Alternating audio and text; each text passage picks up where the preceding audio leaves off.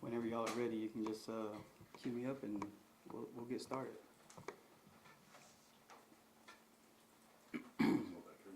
Yeah.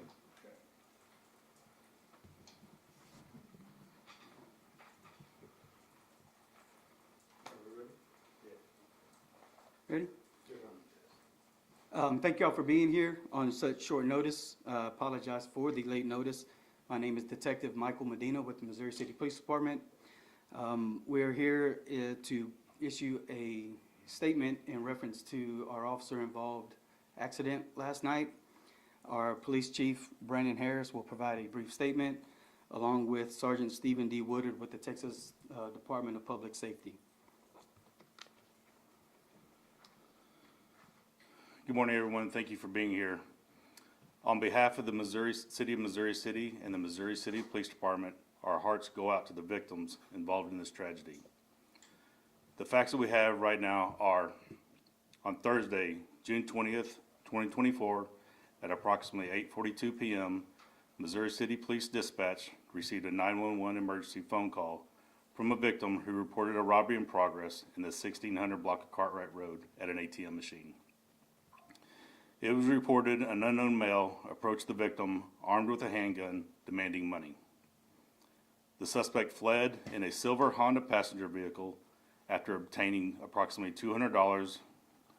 The victim followed the suspect as he was talking to the 911 operators. Our Missouri City police officer was responding to the incident location traveling east in the 16 to 1700 block of Cartwright Road.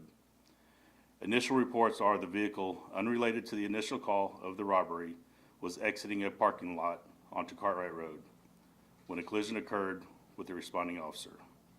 The occupants in the crashed vehicle were pronounced deceased by Fort Bend EMS. The officer was transported to the medical center and has since been released.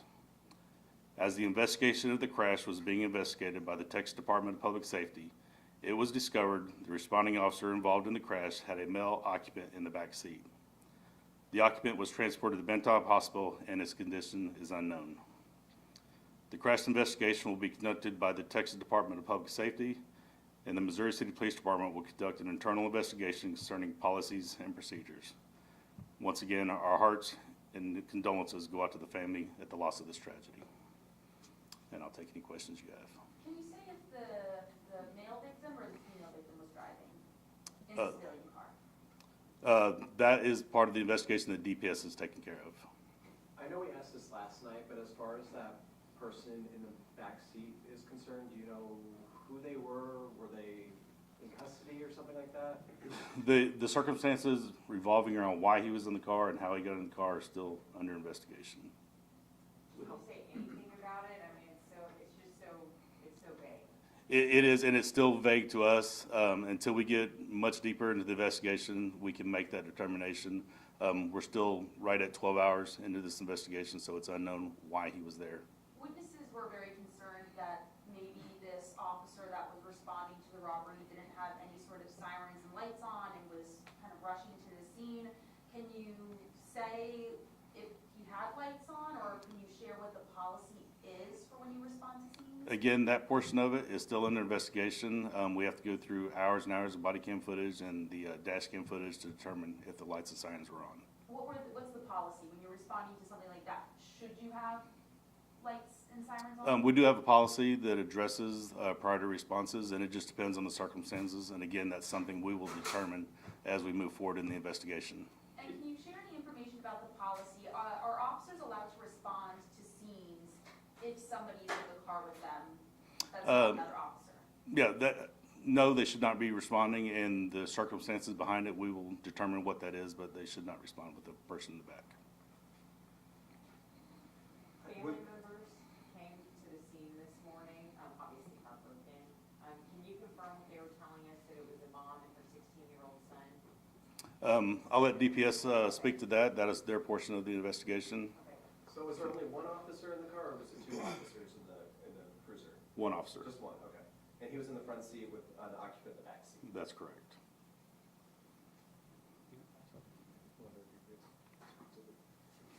you want to say something about that? Sure. So obviously, I wouldn't be remiss without thanking the community, those individuals that basically stood by, took time out of their morning, early morning, late evening, to give us statements, to help add, of course, a more bigger picture or a little bit of clarity to this crash. I appreciate those citizens that stood by. I'm saying thank you on behalf of the chief and myself. Also, we'd like to thank, of course, the Fort Bend County Sheriff's Office for assisting us with some of the electronic investigation piece. And we want to thank, of course, the Sugar Land Police Department for helping us with that as well. The deceased, the mother, is identified as Miss Angela Stewart, 53 years old, and the son, Mr. Mason Stewart, 16 years old. I can confirm to you that he was the driver, and they were both pronounced deceased by the Fort Bend County Medical Examiner's Office on the scene. It is customary for some agencies to reach out to the Texas Department of Public Safety with assistance or for assistance in these unfortunate incidents. So we're, again, an investigative and supportive piece, not only to the community, but to the Missouri City Police Department. Again, as the chief stated, this is an ongoing investigation by way of we, the department, looking at all of the electronic evidence and all of the physical evidence that was presented to us last night. And once that's complete, we'll be able to provide you more of a clarity of what happened that evening. Thank you. Chief, can you tell us, was there any sort of dash cam from the patrol unit? We were looking into that and pulling any dash cam video that is available. The car had severe damage, so we had to bring that car back here, and we're in the process of obtaining that dash cam video if there is any available. You were saying the officer was responding to a robbery in progress call. Were they chasing this suspect vehicle, or were they just heading to the scene where this so-called robbery was happening? Preliminary, we believe he was responding to the scene and not chasing anybody. Could you give us some insight into who this officer is, how old they are, how long they've been with the department, that sort of thing? He's been with the department a little less than a year.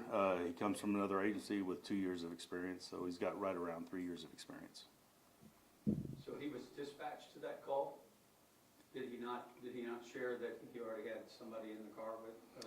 Again, that's part of the investigation. We will determine that, who was dispatched, if he was dispatched. That is all part of the investigation. What happened to the robbery suspect? Was he ever arrested? He was not arrested at the scene, no.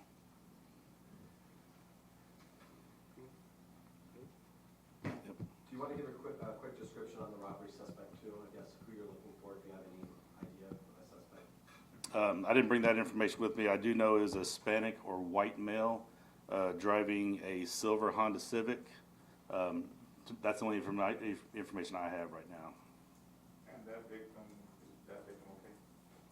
The one for the robbery? I believe so, yes.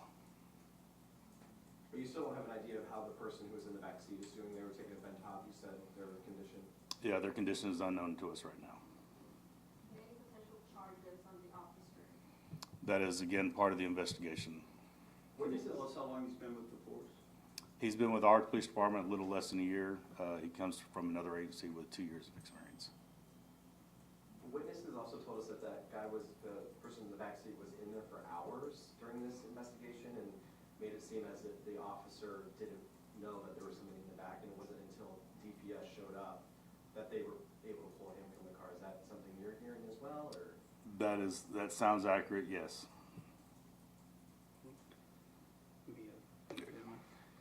So not to take away from the tragedy of loss of life, but we do have another victim involved in the robbery.